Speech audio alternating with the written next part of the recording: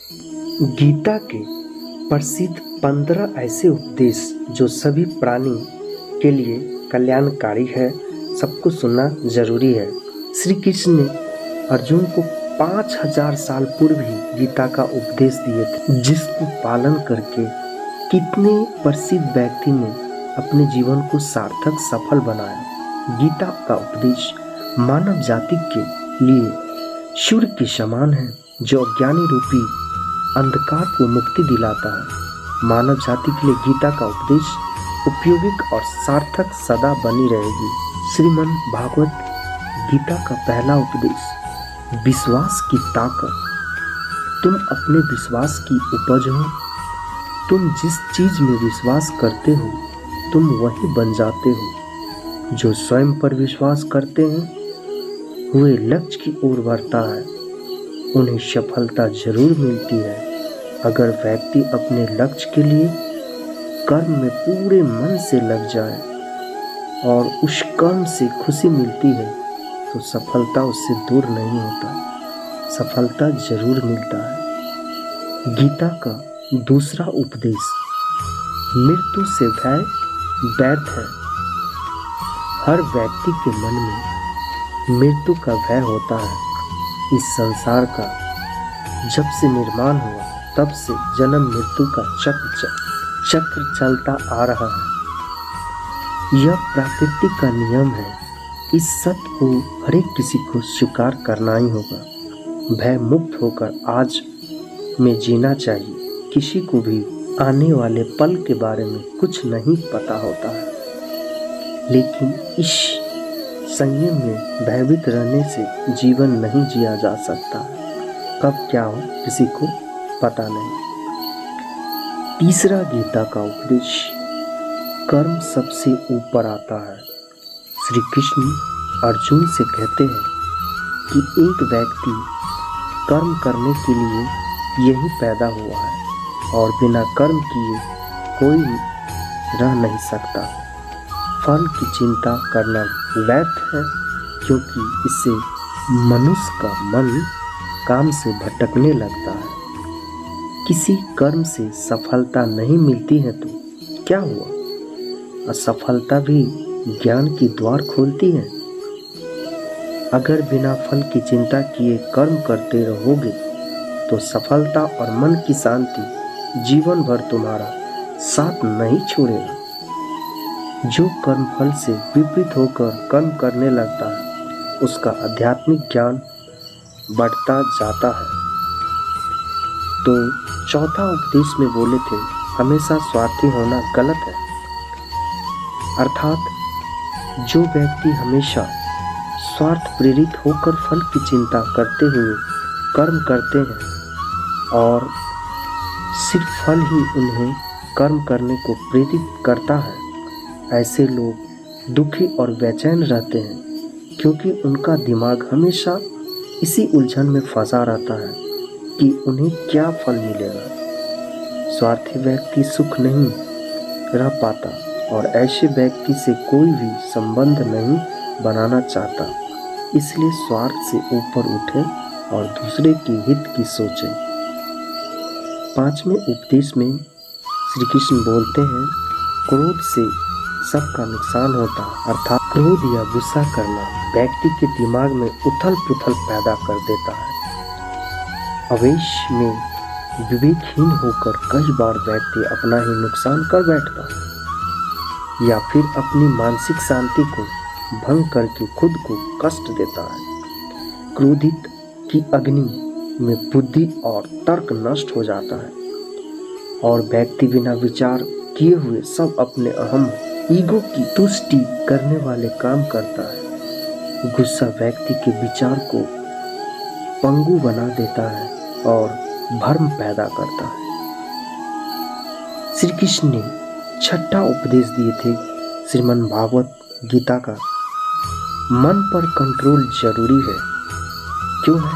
श्री कृष्ण का कहने का तात्पर्य यह है, मन का स्वभाव है कि ये आसानी से भटक जाता है।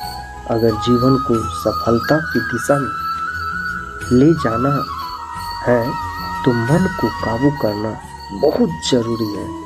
श्री कृष्ण कहते हैं कि बार बार प्रयास करने से धीरे धीरे चंचल मन को वश में किया जा सकता है। मन को वश में करने से दिमाग की शक्ति केंद्रित होती है, जिसे कार्य में सफलता मिलती है। अगर मन को वश में नहीं करेंगे तो आपका सबसे बड़ा शत्रु बन जाता है। सातवें उपदेश में श्री कृष्ण बोलते हैं, भगवानों में कोई छोटा बड़ा नहीं होता, अर्थात इस संसार में ईश्वर कई रूप में जाना जाता है। इसमें से कोई भी रूप बड़ा छोटा नहीं है। परमात्मा का हर रूप समान है। जैसे हर नदी अंत में सागर में जाकर मिलता है, वैसे ही हर धर्म, मत और संप्रदाय की धाराएं परमात्मा रूपी समुद्र में समा जाती है। यह संसार परम पिता का स्वरूप है। वो हर कण में विद्यमान है।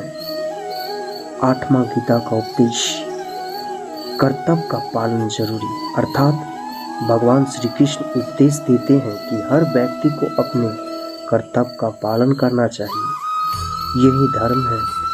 अगर अपने कर्तव्य का पालन नहीं किया जाता है तो मन में अशांति और दुख प्राप्त होता है। अपनी पसंद नापसंद, मोह बैर को किनारे रखकर अपना कर्तव्य करो। किसी अन्य व्यक्ति का कर्म आपको कितना भी आकर्षित करे, उसके परलोभ में न आए। कष्ट में रहते हुए भी अपना कर्म करना दूसरे की नकल करने में श्रेष्ठ है।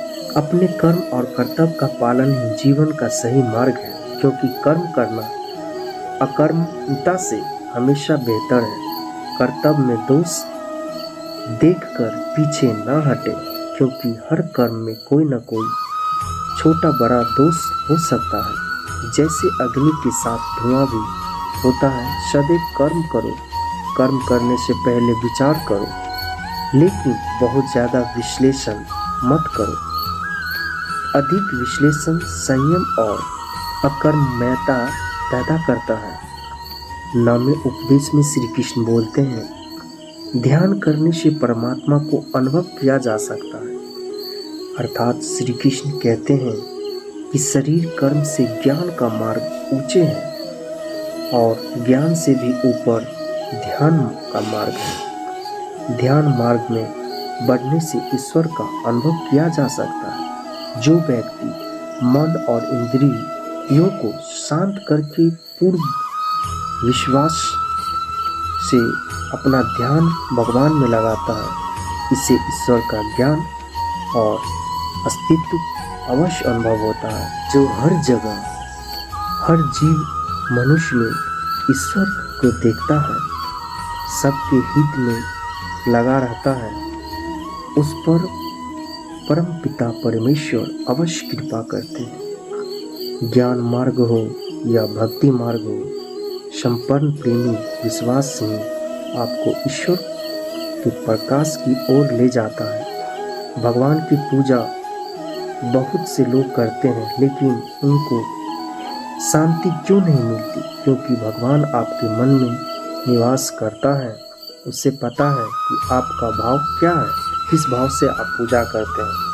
ठीक है, तो निस्वार्थ भाव से हमें भगवान परम पिता परमेश्वर को ध्यान लगाना चाहिए। 10वां उपदेश में बोलते हैं, अधिक शक करने वाले कभी खुश नहीं रह सकता। अर्थात गीता के उपदेश में श्री कृष्ण कहते हैं कि संयम शक करने वाले विनाश हो जाता है व्यक्ति। इसलिए संदेह करने से बचे। अधिक संदेह करने से मन की शांति भंग हो जाती है और व्यक्ति भ्रमित होकर अपने संबंध को नष्ट कर डालता है। जिससे शक करने की आदत पड़ जाती है, उसे इस लोक या परलोक में भी शांति नहीं मिलती है। सत्य की खोज ठीक है, लेकिन बिना सच जाने कल्पनावश होकर संदेह करने का अंत दुख, कलेश, पछतावा के रूप में होता है।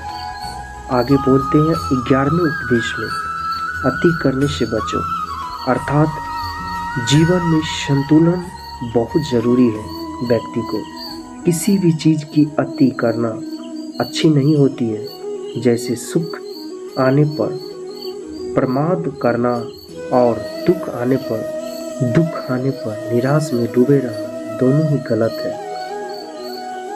असंतुलन जीवन की गति और दिशा को बाधित करता है, जिससे आवश्यक कष्ट और दुख को जन्म होता है। जिसके मन, विचार और कर्म में असंतुलन है, उसे ज्ञान मिल जाता है और ज्ञान से ही सदा के लिए शांति, संतुष्टि मिलती है। 12वें उपदेश, सही कर्म से ज्ञान और मुक्ति का संभव। अर्थात श्री कृष्ण कहते हैं गीता के उपदेश में, कर्म योग का सिद्धांत संसार से विरक्त होना ही मुक्त का उपाय है, नहीं है। संसार में रहकर एक गृहस्थ अपने कर्म का पालन करते हुए कर्म फल से विरक्त होकर मुक्त प्राप्त कर सकता है। सही विचार और उचित कर्म भी आसक्ति को खत्म करने में सक्षम है। अच्छे कर्म कभी व्यर्थ नहीं जाते, चाहे ये दुनिया ही हो या परलोक।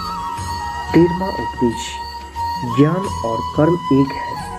अर्थात एक अज्ञानी कर्म और ज्ञान को अलग अलग समझाता है, लेकिन एक ज्ञानी जानता है कि दोनों एक ही है। लोग ज्ञान की बातें तो करते हैं, लेकिन उसका पालन नहीं करते। बिना पालन किए मनुष्य का ज्ञान कोरा रह जाता है, ज्ञान का अनुभव नहीं होता। गीता कहती है कि ज्ञान पढ़ने ही नहीं बल्कि अनुभव करने की वस्तु है, और अनुभव बिना कर्म किए नहीं मिलता। चौथे उपदेश श्री कृष्ण में बोलते हैं, इच्छा दुख का मूल है। अर्थात इस संसार में जितना भी चीजें सांसारिक सुख की श्रेणी में आती है, उनकी एक शुरुआत और अंत जरूर होता है। इन सांसारिक सुखों का अंत दुख, कष्ट और दुर्गति के रूप में होता है। इच्छाओं का अंत नहीं है, एक रूपी होता है तो दूसरी नई इच्छा आ जाती है। हर इच्छा से प्रेरित होकर कर्म करना गलत है, क्योंकि ऐसे तो अनुचित कार्य भी होंगे। इच्छाओं से विचलित न हो, उन्हें एक विकृत दर्शक बनकर देखो और वे चली जाएगी। 15वें उपदेश में बोलते हैं, भगवान ही सबसे बड़ा सहारा है। परम पिता परमेश्वर एक ही मात्र हमारे आधार हैं और अपने हैं। इस संसार में कोई भी अकेला नहीं है।